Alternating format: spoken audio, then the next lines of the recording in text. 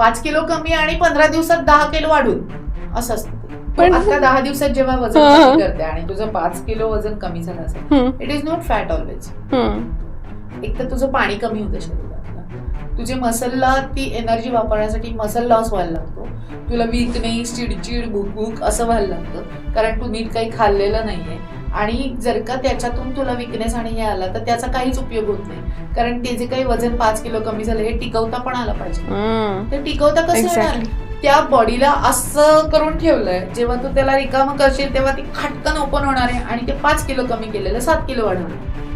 शिवाय त्याच्यामध्ये body repairing सिस्टीमला इतका ताण येतो की सगळे मेटाबॉलिक पॅरामीटर डिस्टर्ब व्हायला लागतात, मेटाबॉलिक रेट कमी होतो.